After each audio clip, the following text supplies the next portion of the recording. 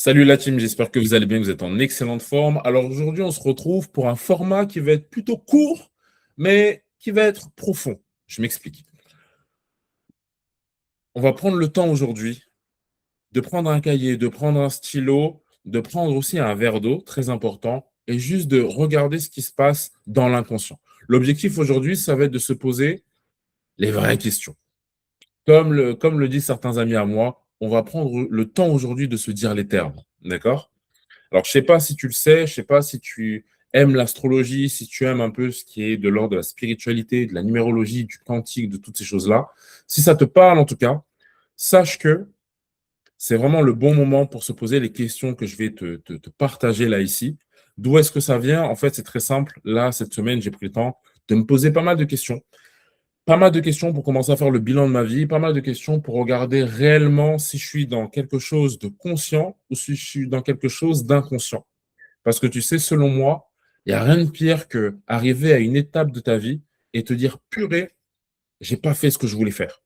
J'étais dans quelque chose où j'étais influencé, je me suis laissé driver par une idéologie ou quelque chose qui me semblait être méga OK, et arriver à cet endroit-là et te dire, purée, en fait, c'est pas ce que je voulais. Je sais pas si tu as déjà vécu ça, mais c'est méga inconfortable d'avancer et de te dire, c'est pas ce que je voulais. Et si j'avais su ça avant, j'aurais recalibré ou j'aurais changé mon fusil d'épaule. Tu vois ce que je veux dire? Donc, les questions que je vais te partager là, elles vont te permettre déjà de gagner du temps, de gagner en énergie et potentiellement te faire gagner de l'argent. Parce que si on part du principe que le temps, c'est de l'argent, ben, ça va te permettre de gagner de l'argent dans le sens, ça va te permettre de mettre l'argent que tu veux à l'endroit où tu désires réellement, à l'endroit de ton désir. D'accord? Donc, c'est un peu ça. L'idée, c'est de se dire que, OK, en fait, tu sais, il y a des questions on n'ose pas vraiment se poser en famille, entre amis, tu sais, parce que des fois, on ne sait pas trop comment les gens vont nous prendre. On ne sait pas si on va pas passer un peu, des fois, pour l'extraterrestre. Je ne sais pas si ça t'est déjà arrivé. Mais de se dire que, ouais, si je pose cette question, est-ce que c'est pas trop deep? Est-ce que je vais pas passer pour un extraterrestre? Donc, déjà, sache une chose, ici, il n'y a pas d'extraterrestre. C'est limite la norme. Être, ou plutôt ne pas être normal. Tu vois ce que je veux dire? Et l'idée, c'est vraiment de se poser ces questions-là. Et il y a une question que moi, je me suis posée là récemment, c'est la question suivante. Est-ce que je suis en train de vivre ma vie en conscience, de façon délibérée, ou est-ce que je suis en train de suivre une idéologie, de suivre une vision de la vie qui ne correspond pas à ce que je veux réellement? Et là, tu vois, il y a des choses à regarder. Il y a des choses à regarder parce que c'est chaud, parce que on parle de ça, mais on parle à partir d'un état de conscience qui n'est peut-être pas celui qu'on pense avoir ou être. Tu vois ce que je veux dire? Parce qu'il y a plein de choses dedans. Il y a quoi? Il y a les mécanismes de pensée, il y a les émotions, il y a l'état d'être, il y a l'environnement dans lequel tu es qui t'influence, il y a l'énergie dans laquelle tu es, il y a le niveau de santé aussi, il y a ce que tu connais, il y a ce que tu ne connais pas, et il y a tous ces facteurs-là, et d'autres facteurs, hein, le transgénérationnel et d'autres, il y a tous ces facteurs-là qui font qu'à un moment donné, tu dis, ouais, quand je me pose la question, est-ce que je réponds en pleine conscience, ou est-ce que je réponds encore à partir de certains filtres, certains programmes, certaines idées que j'estime comme étant être la norme, alors que ça n'est pas du tout une norme, c'est juste ma norme à moi. Et tu vois, c'est un peu chaud de se poser des questions. Tu vois, même là, dans tout ce que j'ai dit, ça se trouve, même toi, tu as mis pause et tu t'es dit, attends, qu'est-ce qu'il a dit là? Il faut que je réécoute, parce que ça a l'air un peu lourd, là, dit comme ça. Mais de toute façon, t'inquiète pas, l'idée, c'est qu'à travers les 5 questions que je vais te poser, alors il n'y en aura pas 10, il n'y en aura pas 50, ça va pas être les questionnaires qu'on te donne, ou que j'ai l'habitude de donner pour faire les bilans de l'année. Non, là, ça va être 5 questions qui vont te permettre de recalibrer ce qui est à recalibrer en conscience et qui peut paraître inconscient à l'origine. D'accord? Donc, avant de commencer, j'aimerais te partager juste une référence que tu dois avoir, hein, selon moi, parce que ce que je vais te donner là, c'est pas tombé d'un camion, c'est pas tombé d'une IA X ou Y, non, c'est aussi le fruit d'un travail qui a été fait par des personnes qui m'ont précédé avant. Tu sais, avant, je voyais vraiment les exercices, enfin, je voyais vraiment la vie comme un exercice. Et tu vois, dans cette vision de la vie comme étant un exercice, j'avais l'image de, bon, j'ai fait l'exercice, ça y est, je peux passer à l'étape d'après. Et il y a quelque chose que je négligeais à fond. Et je remercie une mentor qui s'appelle Domoina, qui fait un travail exceptionnel avec la voix de la conscience et qui m'a permis de conscientiser quelque chose à un niveau que je ne voyais pas encore, c'était que, en fait, l'exercice, c'est une chose, mais c'est important de comprendre qu'au-delà de l'exercice, c'est le processus. Et tu vois, des fois, le processus, c'est quelque chose qu'on néglige beaucoup. C'est comme quand tu fais à manger. C'est pas parce que tu as tous les ingrédients et que tu assembles tous les ingrédients que ça va faire un bon plat. Non, il y a tout un processus dans lequel il faut rentrer pour pouvoir avoir le résultat voulu. Et dans le processus, il y a ce qu'on appelle le temps. Et le temps, c'est un élément, mais plus qu'indispensable pour faire ce processus en conscience. Donc, l'idée, c'est vraiment ça, de comprendre ça, et que, tu vois, il y a une personne, il y a une infirmière qui s'appelle Bronnie Ware. C'est une infirmière qui vient d'Australie. Elle a passé des années, mais des années avec des personnes en fin de vie. Elle les a accompagnées. Elle a développé une thèse dessus, etc. Et elle a noté les 5 regrets que toutes ces personnes avaient, les 5 regrets que toutes les personnes en fin de vie ont, pour en faire un enseignement et pour que les personnes ressortent de là en disant, OK, eux, ils l'ont vécu, je ne vais pas le vivre à mon niveau, je vais faire en sorte à ce que ce qu'eux ont vécu me soit bénéfique. Et là, en fait, l'idée, c'est que je puisse, à partir de ce qu'elle a fait et à partir de ce que moi j'expérimente, te proposer 5 questions qui vont te permettre de gagner du temps, de gagner de l'énergie et potentiellement te faire gagner de l'argent, dans le sens où tu ne vas pas dépenser ton argent dans des choses qui ne résonnent pas avec ce qui est présent chez toi. Donc, tu as gagné du temps, de l'énergie et de l'argent. C'est super. Donc, est-ce que tu sais déjà, c'est quoi, ou plutôt quel est, excuse-moi, est-ce que tu sais quel est le plus grand regret que les personnes qui arrivent, qui dépassent les 70-80 ans ont? Et je te parle, c'est dans l'inconscient collectif. C'est quelque chose qui nous concerne de près comme de loin. Est-ce que tu sais c'est quoi l'une des plus grandes croyances, ouais, limitantes que les personnes, ouais, que les personnes gardent pendant toutes ces années et à un moment donné se disent, purée, j'avais pas vu ça, mais en fait, j'ai ça comme croyance et il y a ça, ça, ça. Je te laisse 5 secondes. Tu peux même mettre pause et pose-toi la question, c'est quoi la plus grosse croyance? Alors, il y a des personnes qui vont dire, j'aurais dû travailler plus, j'aurais dû faire ça, j'aurais dû construire plus, j'aurais dû peut-être dû acheter, j'aurais peut-être dû épargner, mais c'est pas ça. L'une des croyances, ou plutôt l'un des regrets que les personnes ont quand elles arrivent, quand elles approchent les 100 ans, c'est la suivante, c'est j'aurais aimé avoir le courage de vivre une vie fidèle à moi-même et pas la vie que les autres attendaient de moi. C'est une dinguerie. Je t'assure, pour moi, c'est une dinguerie. C'est-à-dire que les personnes, quand elles arrivent, quand elles dépassent les 80-90 ans, l'une des plus grandes croyances, l'un des plus grands regrets que l'on retrouve chez ces personnes-là, c'est j'aurais dû vivre une vie alignée avec qui je suis et ce que je voulais, et pas un standard ou une norme que je continuais à chercher parce que bah, c'était la norme, mais en réalité, on se rapproche de ce qui est connu et on ne regarde pas forcément ce qui est inconnu. Pour ceux qui ont le jeu de mots, vous comprendrez de quoi je parle. Et c'est une dinguerie. Ça veut dire qu'en réalité, si on prend 100% des personnes, l'un des regrets qui va quasiment arriver chez quasiment la majorité de ces personnes-là, pour ne pas dire la quasi-totalité, c'est j'aurais dû vivre ma vie. C'est terrible. C'est terrible. Et là, les 5 questions que je vais te poser, elles vont te permettre de changer ton fusil d'épaule si ce n'est pas encore le cas. Donc, déjà, il y a quelque chose qu'on dit rarement, mais qui est important si on regarde les études de Bronnie Ware et les autres études qui ont été faites après, hein, c'est que la majorité des personnes ne prennent pas des décisions alignées avec elles-mêmes, mais elles ne font que suivre des moods, des tendances, des normes qui ne correspondent pas à qui elles sont. Et en fait, dans l'équation, la majeure partie du temps, elles s'oublient inconsciemment. OK. Donc, laisse-moi te poser les 5 questions. Donc, prends de quoi noter et n'hésite pas à répondre en conscience et avec une transparence, une honnêteté radicale. Première question. La première question, c'est, OK, aujourd'hui, tu as des enfants.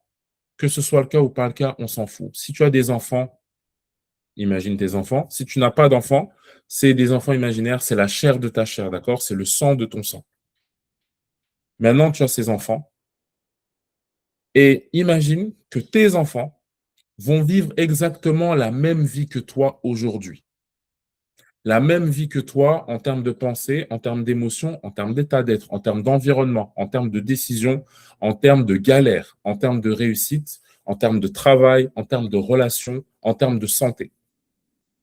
Est-ce que tu serais fier ou est-ce que tu serais inquiet? Pose-toi la question et on enchaîne. Alors, pourquoi est-ce que je pose cette question? Alors, j'allais pas te poser la question classique, oui, est-ce que tu es heureux dans ta vie? Selon moi, cette question, elle est biaisée parce que déjà, on a un mécanisme interne de notre cerveau où déjà, on est conditionné à éviter la souffrance. Et si à un moment donné, il y a une zone à risque que l'on voit, on va rentrer dans un mécanisme qu'on appelle le déni. Et le déni, c'est un des mécanismes les plus naturels et les plus inconscients pour l'humain. D'accord? Donc déjà, cette question, la question d'est-ce que tu es heureux? Ouais, c'est pas trop ça.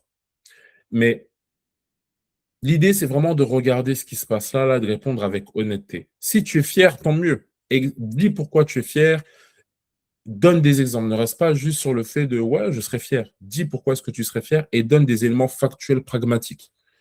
Si tu n'es pas fier, c'est OK. C'est OK.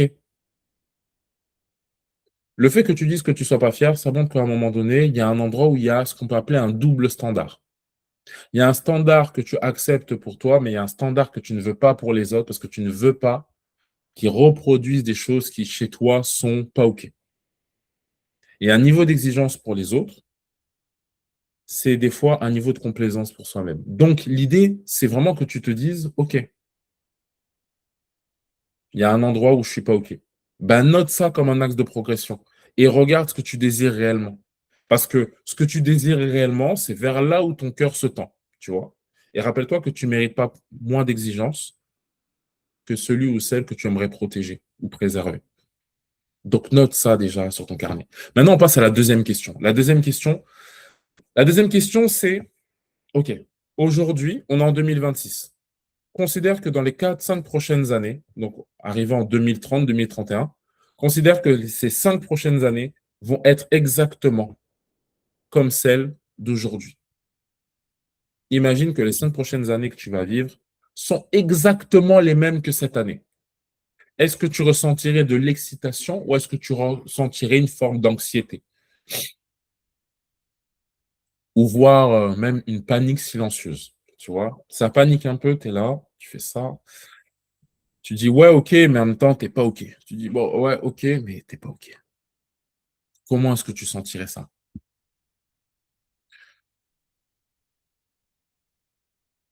Et l'idée là, vraiment, c'est j'ai envie de te donner l'anecdote de Steve Jobs. Steve Jobs, c'était à Stanford, c'était en 2005. C'est une anecdote que beaucoup d'entrepreneurs connaissent et je te la donne si tu n'as pas la ref. Steve Jobs, il racontait en 2005 que lui, il se levait les matins et il se regardait devant le miroir. Donc, il allait dans sa salle de bain, il se regardait dans le miroir et il regardait dans le miroir, il disait: OK, est-ce que je voudrais faire ce que je m'apprête à faire aujourd'hui, mais tous les jours jusqu'au dernier jour de ma vie? Est-ce que je me vois faire ça tout le temps? Et si là, imaginons c'est le dernier jour de ma vie, est-ce que je serais OK avec le fait de faire ça? Ou est-ce que j'aimerais faire autre chose? S'il répondait non, il savait, enfin, s'il répondait non plusieurs jours d'affilée, parce qu'il disait ça, s'il répondait non plusieurs jours d'affilée, il savait qu'il y avait quelque chose à changer dans sa trajectoire. S'il répondait oui, c'est que c'était OK. S'il était entre deux, il disait, bon, il y a quelque chose là, mais je vais continuer à me poser la question encore demain, et demain, et demain, et demain. Et en fait, il a fonctionné sur la répétition. Et il prenait vraiment le temps de se scanner, de sentir ça. Alors, j'entends, il y a des personnes qui vont dire, Kenzo, c'est Steve Jobs. C'est Steve Jobs. Moi, j'ai des factures à payer. Lui, c'est Steve Jobs. Il n'a pas les mêmes moyens que nous. C'est vrai. On ne va pas faire semblant, c'est vrai. C'est Steve Jobs. Par contre, regarde ça. On peut utiliser ce principe pour les 5 prochaines années. Non pas dans le sens tu vas changer du tout au tout, tu fais ce que tu veux, ce qui t'arrange. On n'a pas tous les mêmes contextes, les mêmes moyens, les mêmes solutions, les mêmes recours, les mêmes enjeux, j'ai envie de te dire. Mais la décision, l'énergie dans laquelle tu vas faire les choses, elle peut faire la différence pour ces 5 prochaines années. C'est comme quand tu fais à manger. le processus dans lequel tu vas te mettre peut changer radicalement ce que tu vas faire. Tu peux rentrer dans une dynamique où tu dis ces 5 prochaines années, je vais atteindre un goal que j'ai jamais atteint jusqu'à aujourd'hui. Là, tu rentres dans un processus mind shift, clairement, où tu peux rentrer dans un processus en mode, bon, de toute façon, ça viendra un jour, on attend. C'est comme quand tu restes à l'arrêt et tu attends. C'est pas la même dynamique. Donc là, l'idée, c'est de regarder dans quelle énergie est-ce que tu fais les choses et dans quelle énergie est-ce que tu veux que ces prochaines années donnent vie. On va dire ça comme ça. Tu vois ce que je veux dire? Donc, bien entendu, tu pourras regarder là ce que tu veux voir se manifester là dans ces prochains mois, ces prochaines années, ces prochains 5 ans. Et réponds vraiment en toute sincérité. Ça, c'était la deuxième question. Maintenant, on va passer sur la troisième question. La troisième question, c'est la suivante. Est-ce que tes décisions actuelles te rapprochent de ce que tu veux vraiment ou simplement de ce qui te fait le moins peur ou de ce qui te rassure? Je répète, est-ce que tes décisions actuelles, elles te rapprochent de ce que tu veux vraiment ou simplement de ce qui te fait le moins peur, de ce qui te rassure? Alors ouais, là, c'est la question pivot de l'épisode. Je te le dis. Alors, cette question-là, elle est importante. Tu sais, la plupart de nos décisions, elles sont pas prises pour aller vers quelque chose, mais elles sont prises pour éviter quelque chose. Tu vois ce que je veux dire? C'est pas la même chose. C'est pas la même intention. Ton intention, c'est d'aller vers quelque chose, ou ton intention, c'est d'éviter quelque chose. Dit comme ça, on peut se dire, ouais, bon, c'est pas, il n'y a pas une grosse différence. Si. Le centre de ta décision détermine ce que tu vas récolter après et détermine aussi ce que tu vas mettre comme action. Donc, prends le temps de te poser cette question, c'est méga important. Parce que l'intention avec laquelle, tu sais, il y a des personnes qui disent c'est important d'être intentionnel. L'intention que tu vas mettre dans tes actions, quelque part, va déterminer les résultats ce que tu vas récolter. Clairement. Clairement, clairement, clairement, clairement. Et tu vois, là, j'ai une image imagine, tu es dans un champ méga fertile et tu décides de planter une graine. Cette graine-là, tu peux la planter pour différentes raisons, mais ça va déterminer tout le processus dans lequel tu vas rentrer. Tu peux planter une graine, tu peux planter une graine pour avoir à la fin un cocotier et pour récolter les noix de coco de ce cocotier et de te nourrir de sa chair, de son eau, etc. Tu peux planter cette même graine pour avoir un arbre, un palmier, qui va te protéger du soleil. Tu peux planter cette même graine pour avoir un palmier et utiliser le bois de ce palmier pour en faire quelque chose d'alternatif, tu vois. Tu veux transformer ça pour créer quelque chose. Tout ça pour te dire que l'intention que tu mets dans le fait que tu plantes cette graine va déterminer ce que tu en feras plus tard. Et ce que tu en feras plus tard, c'est tout un processus, c'est des mécanismes de pensée, c'est des émotions, c'est une vision, c'est des stratégies, c'est tout ça derrière.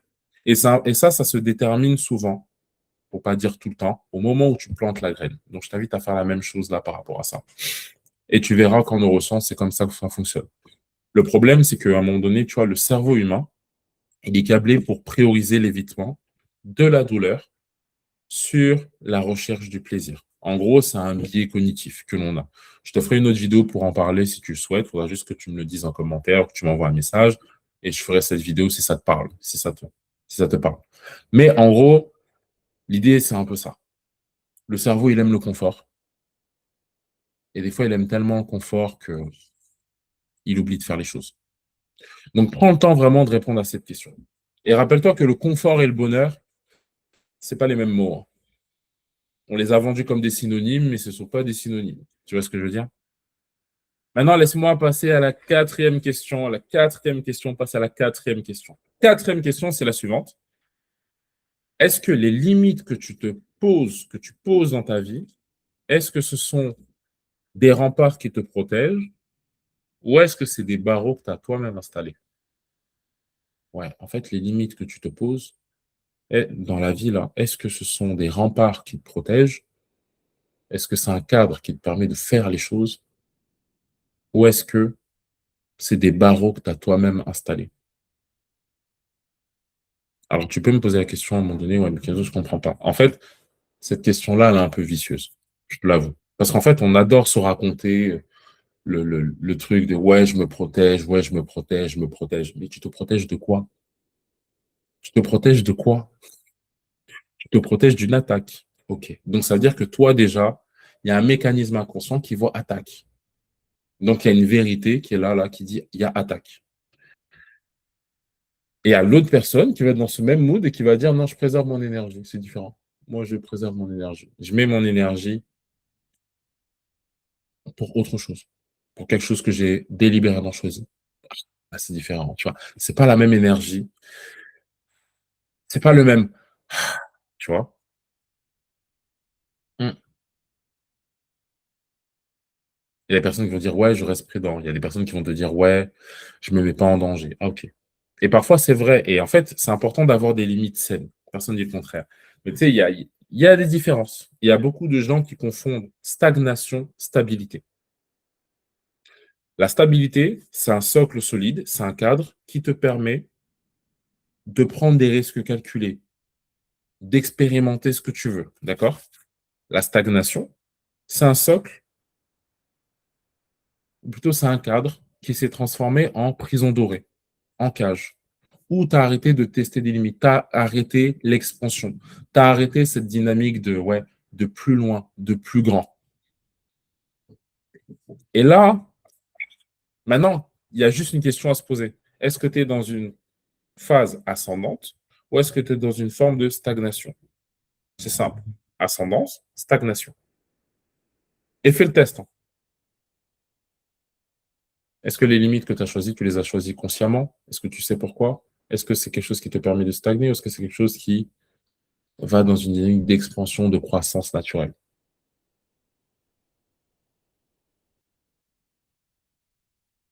Prends le temps de répondre. Et rappelle-toi que c'est pas parce qu'un mur t'a protégé une fois qu'il faut le garder pour toujours. La vie, c'est des cycles. Et chaque cycle a besoin d'être renouvelé. C'est beau ce que j'ai dit là. Mm.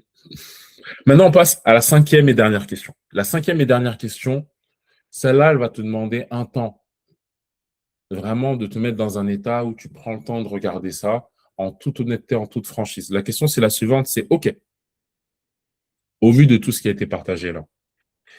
OK, maintenant, si on te disait que, voilà, là, ça y est, ce soir-là, à 23h00, it's done. C'est la fin. C'est-à-dire que là, il y a la mort qui vient et qui te dit, bon, c'est le moment. C'est le moment. Ça y est, hein, tu as fait ce que tu avais à faire.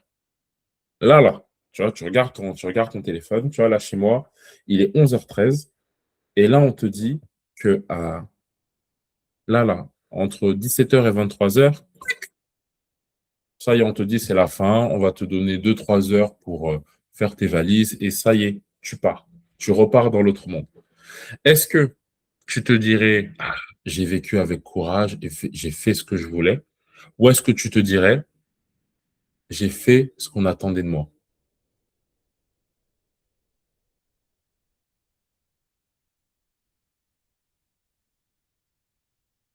Est-ce que c'est, ouais, j'ai vécu avec courage, j'ai,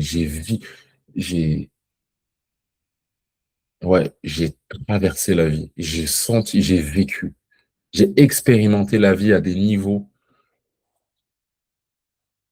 ou alors c'est, j'ai fait ce qu'on attendait de moi, j'ai fait ce qu'il fallait faire, hein.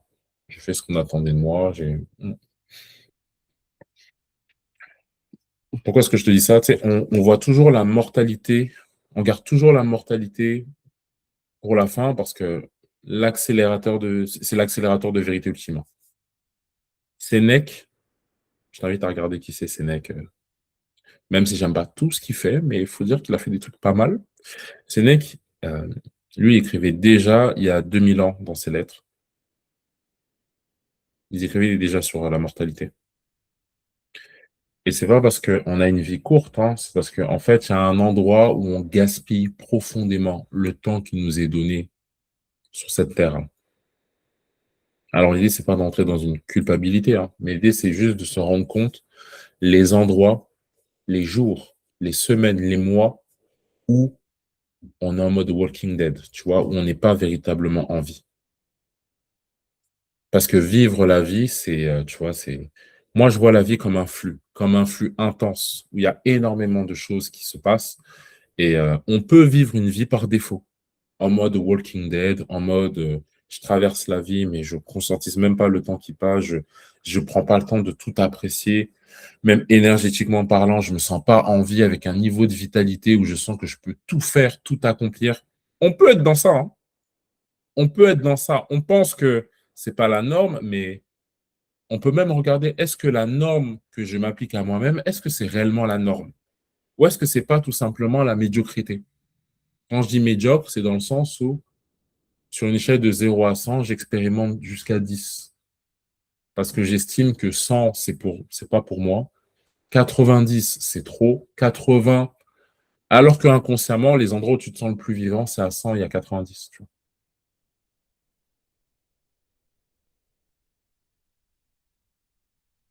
Et tu sais qu'il y a une phrase que j'avais lue un jour, que j'avais lue, pardon, que j'avais lu. Et il y a une phrase que j'avais lue un jour qui disait que la peur de la mort, c'est souvent juste un déguisement pour la peur de ne jamais avoir vécu. Et tu sais, il y a des personnes, et moi j'en connais, hein, je connais des personnes qui sont dans ce cas-là. La mort, c'est juste un rendez-vous que l'on attend. Et en attendant, on fait de notre mieux. En fait, on sait que la mort, c'est quelque chose qui va arriver, et en attendant, on fait de notre mieux jusqu'à ce que cette date arrive. Parce qu'on part du principe que quand cette date arrive, c'est qu'on a autre chose à expérimenter, sur autre chose, il sera certainement meilleur que ce qu'on vit là. Tu vois, et c'est pas une. Je sais que pour certains, c'est comme ça que ça fonctionne, mais c'est pas un mode de vie naturel, ça. Le truc que tu vas vivre après, tu peux le vivre maintenant. Dans le sens où tu peux vivre cette qualité de vie maintenant. Bien entendu, si tu n'y es pas, ça veut dire qu'il y aura des ajustements à faire. Mais tu vois, la vie, c'est vivre avec un désir d'être, d'incarner. Désir d'être, désir de faire, désir d'avoir. Et ce cycle-là, on le perpétue au fur et à mesure. Donc, c'est un peu ça, tu vois. C'est un peu ça. Et c'est vraiment ce que je te souhaite, si ça va dans le sens de ce que tu veux, de manger la vie. Il y a des coachés, je leur disais souvent que la vie, selon moi, c'est un buffet. Il faut juste apprendre à se servir et à expérimenter et à savourer les saveurs et les goûts de cette vie-là. Voilà ce que je voulais te partager là par rapport à ces 5 questions. Je te dis que ça allait être court, mais au final, tu vois, on allait un peu dans les... Ah, maintenant, je vais te dire un truc qu'on ne dit pas forcément en général et qu'on ne dit pas dans ce genre de contenu. Euh, Vraiment, déjà, prends le temps de répondre honnêtement à ces 5 questions que je t'ai partagées, parce que rien ne va changer si tu ne fais rien dans les 48 heures qui suivent. Je te le dis, hein. C'est même pas moi qui le dis, c'est une statistique. Là, maintenant que tu as appris ça, que tu as mis ça dans un coin, il y a des personnes qui vont dire, oh, je vais regarder ça ce week-end. Il y a des personnes qui vont dire, oh, je vais le faire au cours du mois. Oh, je vais le faire peut-être dans 3 semaines. Je te dis avec toute franchise, il y a moins de 5 personnes qui font vraiment ça. C'est-à-dire les personnes qui font, il y en a très, très peu. 95% des gens ne feront rien après les 48 heures. Tu sais pourquoi? Parce que quand les portes s'ouvrent, c'est quand les portes s'ouvrent qu'on fait les choses. C'est pas quand les portes sont fermées, parce qu'il y a autre chose qui va t'attendre là dans ces prochaines semaines. Mais par contre, ce que tu fais aujourd'hui, le process dans lequel tu es aujourd'hui, il peut faire la diff. Donc, ça veut dire que là, il y a des personnes qui auront écouté ça, qui vont rien faire dans les 48 heures, qui n'auront même pas pris le temps de répondre honnêtement à ces questions. Et ça, c'est le piège. Et ça, je l'ai appris. Au début, quand on me l'avait appris, je me suis dit, bon, ils abusent un peu. En fait, c'est réel. Si tu vois ce que j'ai vu, si tu verrais ce que j'ai vu là ces dernières années, je peux témoigner qu'en vrai, si on fait rien dans les 48 heures, il se passera rien parce qu'en fait, le quotidien va nous rattraper et le quotidien, c'est notre réalité du jeu. Il y a l'environnement, il y a tout ça. Donc, les prises de conscience sans action, et les prises de conscience où on n'acte pas, c'est pas de la croissance, c'est du divertissement qui est déguisé en dev perso. Et ça, on le retrouve partout, sur les réseaux, partout. Maintenant, ce que j'aimerais te partager, c'est que ces 5 questions, elles peuvent te donner vraiment la carte, vraiment le plan pour commencer à regarder ce que tu désires réellement et changer ton fusil d'épaule s'il y a besoin. D'accord? Répondre à ces questions, ça va te permettre déjà d'être au clair avec toi. Parce que rappelle-toi que tant que tu n'es pas au clair, tu perds du temps, tu perds de l'énergie et tu perds de l'argent. Parce que quelque part, il n'y a pas de plan, il n'y a pas de cadre, il n'y a pas de structure. Tu n'es pas dans quelque chose où tu sais là où tu vas. Il y a un endroit où tu as un peu encore la fleur au fusil. Et les personnes qui accomplissent le plus de choses dans cette vie-là, elles ont toutes des plans. Et elles ont toutes une structure qui permet de faire les choses et d'avancer tout droit. Donc, c'est vraiment dans cette dynamique-là que je te fais cette vidéo. Euh, et puis voilà, la seule chose que je peux te souhaiter d'autre, c'est ouais, de la paix, de la lumière, de la conscience et du kiff. Du kiff. Et encore du kiff. En attendant, bah écoute, prends soin de tes proches, prends soin de toi et prends soin de tes pensées. En fait, c'est prends soin de toi, prends soin de tes proches et prends soin de tes pensées. À la base, c'est ça. Et mets en application. Et dis-moi, fais-moi un feedback de ce que tu as pris, de ce dont tu as pris conscience de ces questions-là. Ne reste pas dans ton coin à garder ça dans ton jardin secret et penser que voilà, c'est ton jardin. Non, vas-y, partage. Parce que rappelle-toi que quand tu partages, ça te permet aussi d'ancrer les choses. Et tu verras que là, dans ces prochaines semaines, ces prochains mois, voire même ces prochaines années, je te garantis que si tu fais confiance à ce processus-là et que tu fais les choses à 200%, on prendra le temps de regarder ce que tu avais mis aujourd'hui dans ces prochaines 48 heures et tu pourras témoigner que ouais, j'avais pas vu au départ, mais oui, Kenzo, ouais, ouais, là, je peux témoigner que ouais, c'est réel. Ou tu as l'occasion aussi de regarder les personnes être dans le process et ils vont avancer. Toi, tu resteras au même endroit et tu pourras dire, purée, si j'avais su, je l'aurais fait.